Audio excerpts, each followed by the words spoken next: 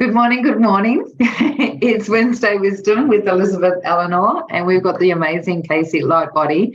This is our last session. It's gone so quick. I know, it's gone really, really quick. And the finish of April, so what a way to finish off our Wednesday Wisdom for the month of April. Today, we're talking about how seeing your business as an experiment can be the roadmap to sustainable success. So I'm looking forward to this because you and I are very similar. I think we've even got the same human design. We have. We both love being in the excitement of business. We love the fun of it. We love, like I remember someone saying, oh, now you've got a webinar, you just rinse and repeat and do the same one every month. Right. And I spoke to you about it and you said, you'll get bored shitless. Right. And I went, oh my gosh, I will too. Like there's nothing more, draining for me other than having that repetitive, having to, do the cookie cutter thing. So, so looking forward to hearing what you've got to share. I can't wait to share this, Liz, because I think this is, I've really been reflecting on this on my journey too, right? And I want to kind of piggyback off the conversation that we had last week around decisions, dedication, and daily devotion. And, we talked about how it's so important to actually make decisions from your intuition and then use discernment once you've made that decision, right? And so that's really important. And the other thing that we talked about is looking at it and saying, okay, make your decision from your future self. So wherever you want to be in your business, make the decision from that place. So as a 7-figure business owner, what is is this $1 million decision? Whatever decision that you make in your business, whether it's to do with marketing, whether it's to do with sales, whether it's to do with leadership, whether it's to do with the business model, whatever it is, your habits, like looking at it and saying, okay, is this $1 million decision or is this a 6-figure decision? Because that's going to give you direction. Now, what has been so interesting for me, because I'm in the middle of just about to launch our Quiet Rebellion Global Conference, which I'm so incredibly excited about. And I'm going to talk to you a little bit about what that looks like from an experimental perspective, right? But we have got some incredible speakers locked in. We've just over... Which you are keeping hidden, by the way. I hear you say it on a regular basis, and I'm like, come on, give us a sneak peek. So we're all hanging. I know, right? I know. And I'm so excited about it. We've got, the audience reaches over 1 million women. We haven't even launched it yet. It's incredible. But what I'm noticing with these speakers is how quickly they make decisions. So this has been really, really interesting for me. And I've had the opportunity of being in communication with some really big names in the space. And every time I see how quickly they make decisions, they don't mess around, right? It's like, okay, feel into it. Is this right? Yes, let's go. And so this is what I want to talk about today, because I think having that experimenter hat on, being willing to fail and fail forward fast is a really, really important skill to have. Wow, that's so big, actually, isn't it? When you think about it, it's massive, right? Because here's what I know to be true, right? Is in those moments where you are making a quick decision and you've given yourself the space to be in your creativity, something will land for you, and you're like, oh my gosh, this just lights me up beyond belief. Right? And it's happened to me over Christmas, and I launched Quiet Rebellion, the 5-day event, off the back of this decision. And then in hindsight, I had a whole lot of introspection to realize the journey that I was on. But in the moment, it was the excitement. It was the oh my gosh, feeling this is just the most incredible thing, and I want to launch it. I don't know what it looks like, but I'm going to launch it. And I launched it, right? And so it was that decision that I made.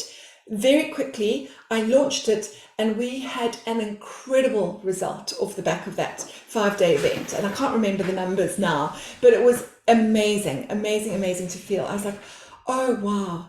Now I can see when I create from that space of just being so in the flow with that level of excitement, if I'd waited a week, 2 weeks, 3 weeks, a month to launch that, I would have lost that entire feeling The of what I felt momentum. and the feeling, right, of it. Yeah. And so that's why it's so important to actually just go with it. Don't overthink, is this the right little word on my sales page? Or is this the right color for my button? Or what does this image look like on my landing page? You literally just want to get something up, create from that space of magnetism, and that's going to be the thing that captivates your audience, right? And so from my perspective, what you're saying, because this is something that I teach, right? Because that inspired idea has come from your intuitive space. It's come from higher self, superconscious, whatever you want to call it. You've got seconds. You've got seconds to act on that from a conscious level, because within seconds, your unconscious is already going into how this, the hows, whys, and the previous experience that you may have had, and so it'll come up with a boatload full of the do's and don'ts of why you can't do this, and you will go yes to it. Exactly right. Yeah. Yes.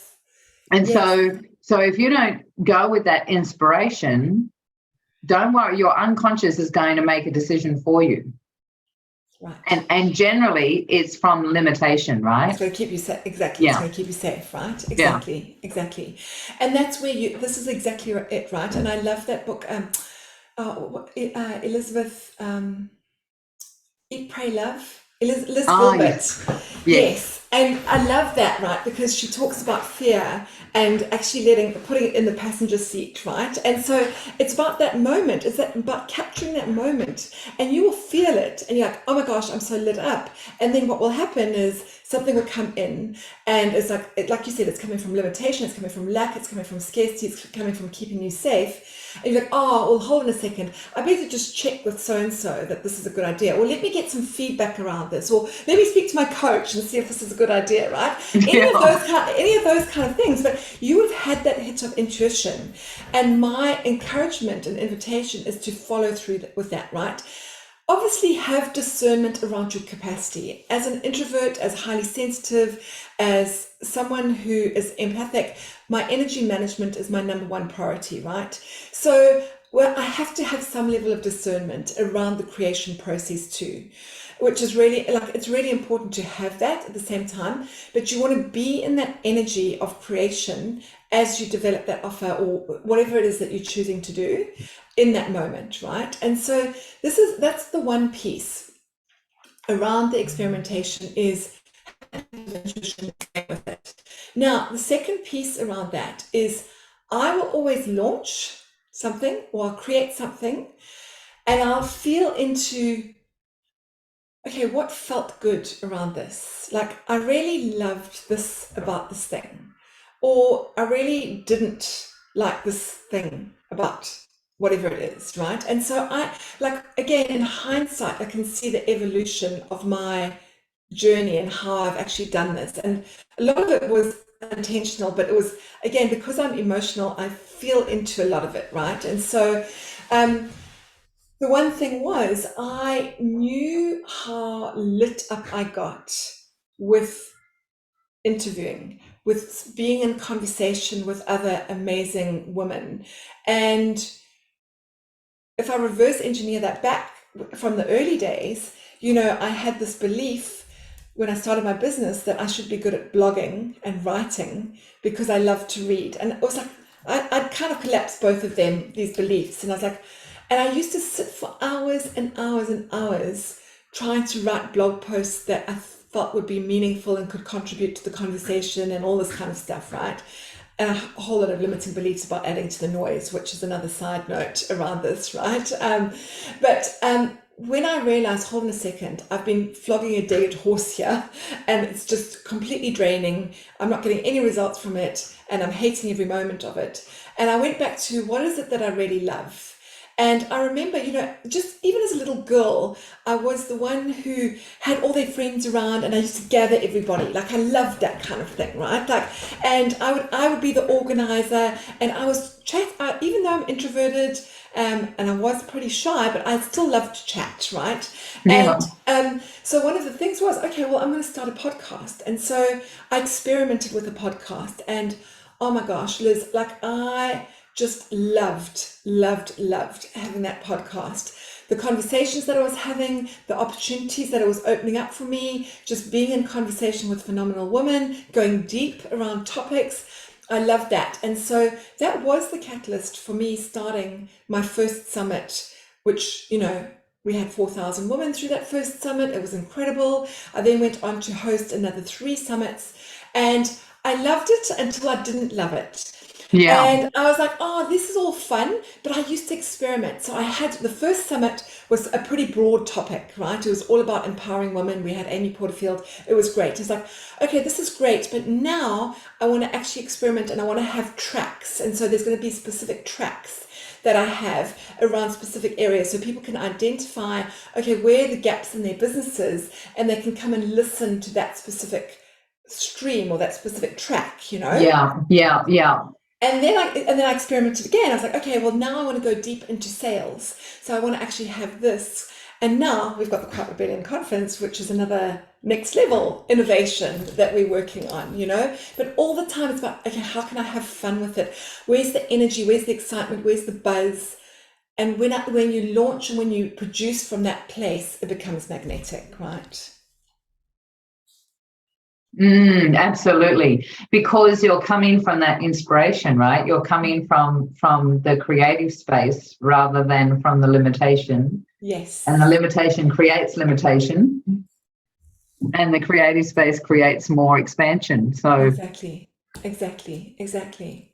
That's so it's so empowering, isn't it? So for anyone that might be watching and they've had ideas that they've parked, but they've got it in their heart still.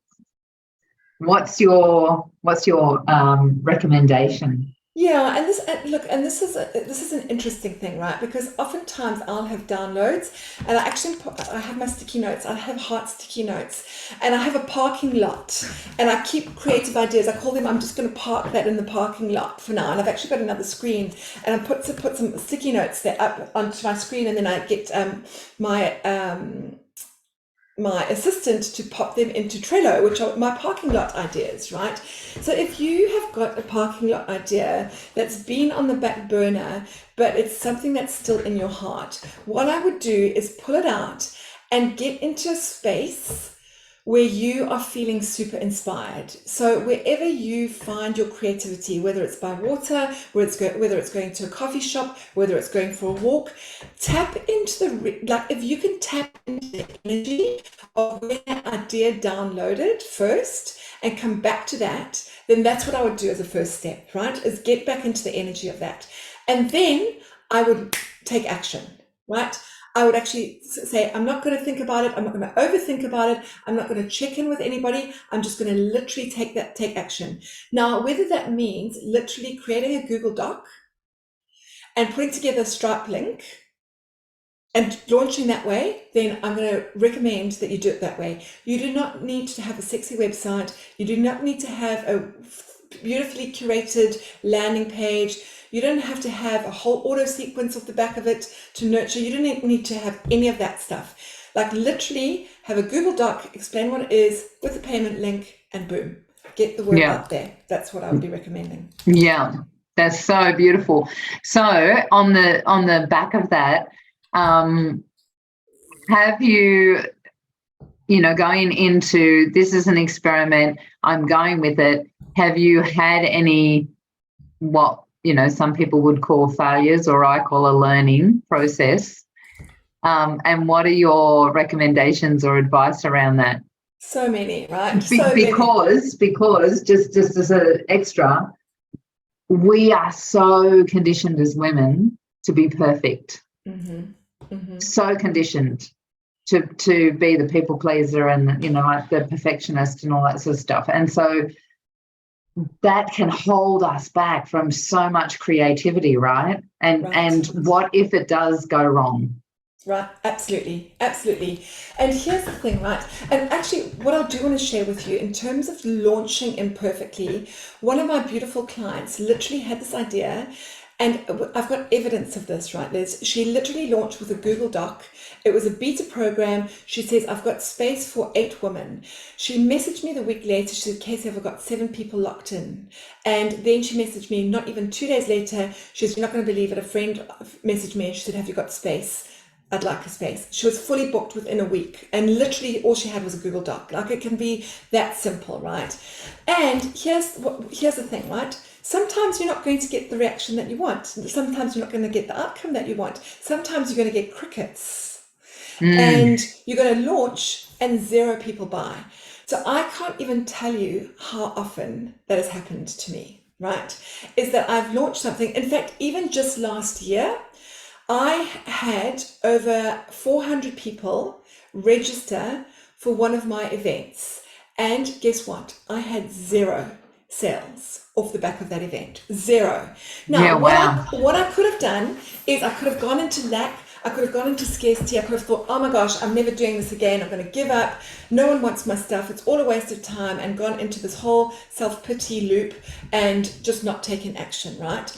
But I've come such a long way around this piece around attachment versus non-attachment versus detachment, right? And I don't know if we covered this in a previous conversation, but what I've learned is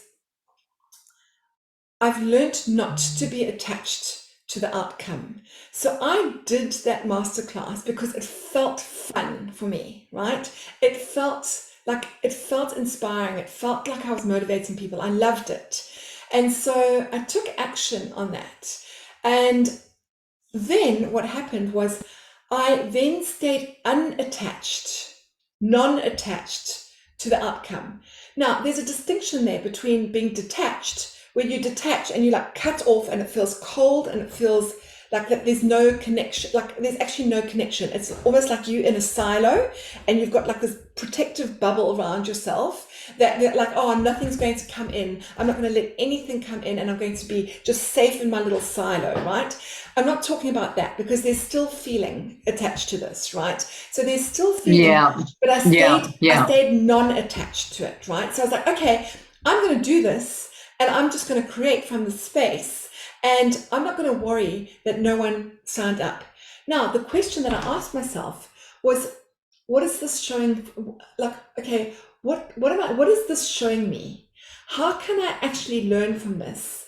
What can I do that, like, it's a lesson for me in this, right? And what I realized was I had actually gone into some of the shoulding around the structure of the masterclass that I was delivering that was not aligned to who I was. And so it actually made me go back and revisit the slides and actually say, okay, well, I actually want to be in my flow here. What feels good to me? So the content, so I actually then reran the masterclass and I did it from a place of, okay, I took the shoulds away, I tweaked the slides, but I didn't change the content. The content was exactly the same, right? Content was exactly the same, but I just tweaked the delivery of it so that it felt in alignment with me, and boom, it all, like, sales came flooding in the back end of that, right? So this is where I want you, like, if for everybody listening, if you get crickets at the end of it and it feels like a failure to you, for it's always a lesson. What is this here to show me? What is this here for me to learn, right? If you have that attitude, you can then reflect back on that and say, this is where I was out of alignment. This didn't feel right. This is where I actually fell into my masculine and was doing things the way that I felt like I should be doing them, right?